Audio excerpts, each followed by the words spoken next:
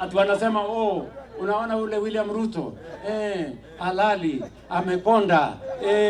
Sasa mimi nataka niwaulize watu hapa Chwele. Sasa niwaulize.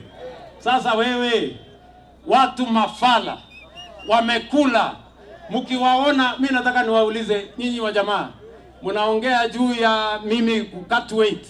I am intelligent to know when to cut down on weight so that I can concentrate on what I want to do.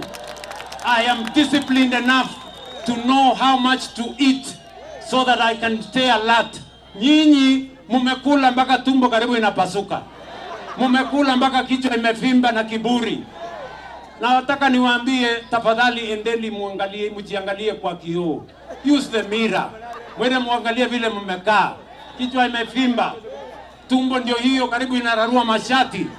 Tafuteni gym kwanza, muende mufanye exercise kidogo na mupunguze kukula chakula mingi.